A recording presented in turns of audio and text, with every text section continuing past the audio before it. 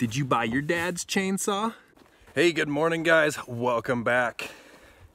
Today's got a special video for you guys. We're gonna be going over chainsaws. We're gonna talk about why we chose our chainsaw, why you chose your chainsaw. Today we're also gonna be doing this video as a collaboration with the channel Outdoors with Eric. You guys will see a link in the description. He's gonna tell us why he chose his chainsaw as well. So Eric's got a pretty cool channel over there, guys. He's got some really cool backstory on his property as well. I'll let him tell you guys about it, but he was letting me know that the property that they bought is actually a halfway point for a stagecoach. Thought that was pretty cool. Getting land with a little bit of history to it, I think just adds to it a little bit more. So you guys make sure you go check out his video as well, and make sure also to tell me in the comments why it is you chose the chainsaw you chose and what you got. All right, we're gonna get set up and I'm gonna show you guys my chainsaw. We're gonna talk about why we got it. And we're gonna change out the chain on it as well. Then all these trees behind me are getting taken out because we got stuff to do. All right guys, welcome to today's video. We're gonna be taking this thing apart. I'm gonna show you guys the saw that I got about 4 or 5 years ago now. So 4 or 5 years ago, we moved off grid and we needed a chainsaw. I think a chainsaw is probably like the #1 tool. It's probably the #1 tool that you need on a homestead. You just get so much work done. #1 tool, can't beat it.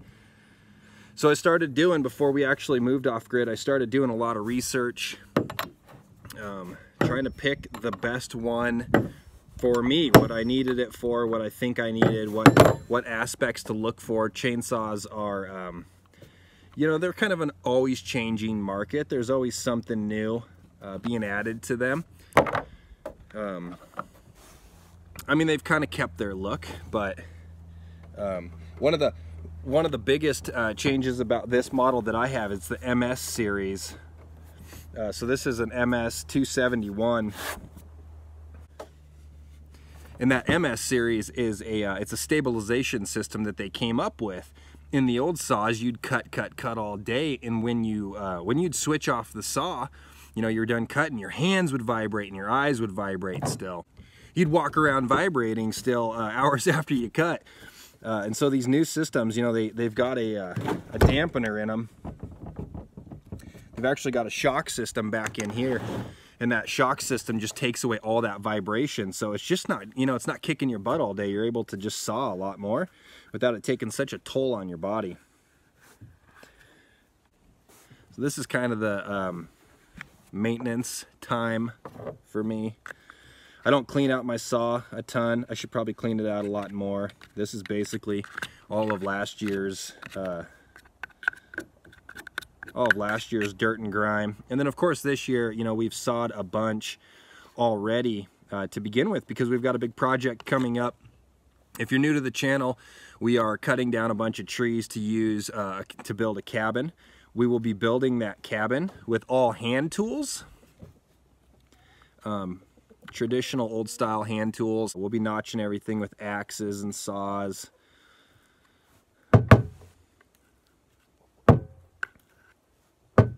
No modern tooling on this build. So if you guys are interested in that, make sure you subscribe, hit that bell so you can get notifications. We are getting started on that kind of stuff. We do have a few videos out already, so you're not too far behind. I was actually out cutting everything in my snowshoes. If you're watching the videos, there's still quite a bit of snow on the ground, and I was out cutting stuff, and cutting on snowshoes is a little bit difficult. It's like walking around in flippers. Anyways, I got caught up in a stick on the ground with a snowshoe, and I actually fell and broke my saw, and I didn't even realize it until just now when I was getting set up for this video, but I broke my chain guard right there, so we're gonna have to get another one. But I fell down, I tripped over a log or a stick or something, and I came down on my saw onto a log. And I kind of looked at the saw and didn't notice it was broken because I came down pretty hard. But that was the one spill I took, so I assume that's where it took place at, unfortunately.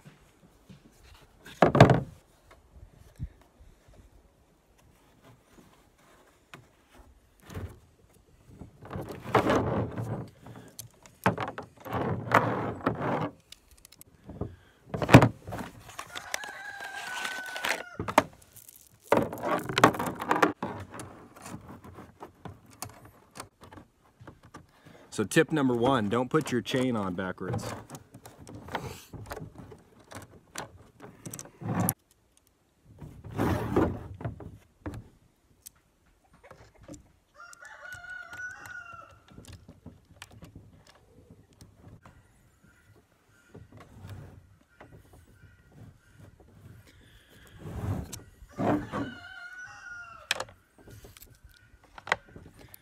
All right guys, so quick and easy so far. Just got the chain on, got it cleaned off. It's always best to just kind of clean this stuff out while you're in there anyway. And we'll get to talking about why it is I chose this saw. Now I did do a lot of research on it, and I did find an interesting fact while I was looking for a chainsaw. And I'll tell you, it kind of basically came down between Husqvarna and a Stihl chainsaw. But I came across a fact: 90% of us that buy chainsaws, we wind up buying whatever saw our dad had, which I thought was pretty funny. Did you buy your dad's chainsaw? So you guys tell me in the comments, did you guys buy your dad's chainsaw? Did you buy what Pop was using? It just so happens that I did buy the same brand of chainsaw that my dad also ran. You know, so my whole life going into the woods, you know, I saw the white and the orange. You know, you saw that Stihl, and that's their best marketing, you know. You go see a chainsaw for 20, 30 years of your life, you know, and you've seen it over and over and over. It's kind of what you're going to look for. But when I read that, I said, well, you know, I don't want to just make the decision based off what my dad did. I want to make an informed, educated decision. So I actually went and talked to dealers. I did a lot of reading up on it as well, just different reviews, what guys liked about it. And it seemed to me like it was absolutely split 50-50 down the board. You either liked Husqvarna or you liked your Stihl chainsaw. Now there's other brands out there, and they're good brands as well. It's not what I'm talking about. I'm not bashing them or not saying that they're not even as good or better. What I'm telling you is I basically ruled everything out except for those two brands.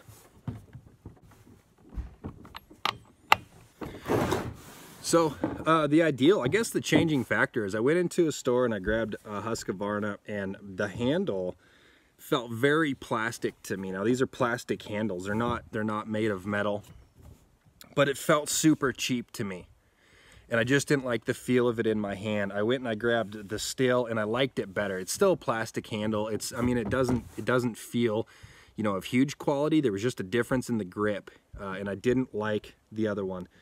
I didn't like the Husqvarna.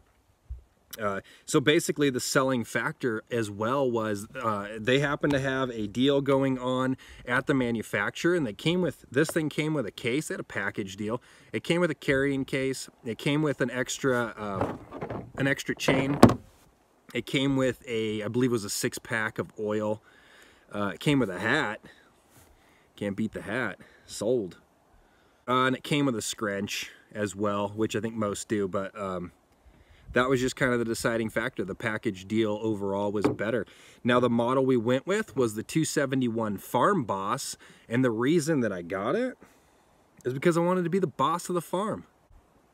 Another reason we went with this one, guys, it's a 20-inch blade on this model. The reason we went with it is I just talked to the dealer and I let him know basically how much work I thought I'd be doing with it. You know, it's not a pro model, but I'm not out making a living with it necessarily. At the same time, our livelihood on the homestead needed to be able to hold up to the workload that I was doing. And so I told him, you know, I sort of project about 10 cords of wood cutting a year, and then also, you know, I'd be doing a lot of land clearing as well. So that was kind of my guideline for it. And he pointed out this saw, and I think we paid somewhere in the neighborhood of about 400, and I think it was about 470. Might have been 370. We'll say $300 to $400, $300 to $500 for this saw. So I went with the 20-inch blade. He said that was a pretty good size, and I can tell you guys that in the 4 or 5 years that I've been using this saw, I've only ever cut one tree big enough to where I've buried my blade completely and needed to make a full circle around the tree to cut the complete depth of the tree. So I'm happy with that size. Full storage, guys. Sorry, I had to come back to you.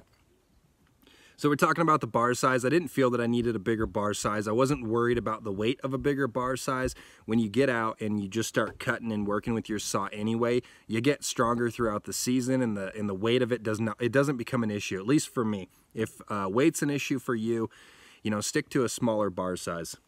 But anyways, guys, that is it for this video. I just wanted to share with you guys what saw that I have. I get a lot of questions as to what saw I use, so there you have it. 271 Farm Boss, that's the model.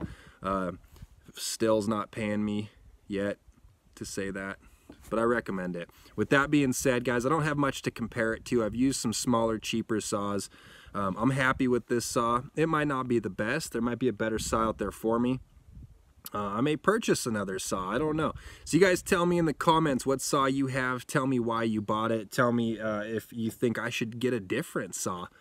Guys, also please make sure you go over and check out Outdoors with Eric. Find out what saw he's got and why he chose that saw as well. I'm interested to hear it too.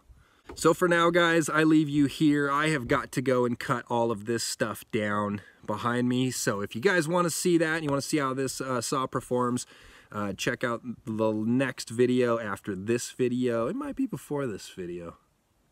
Check out that video. We'll be cutting this stuff down, going through here, making way for an apiary. We're also clearing out a building site for our new cabin.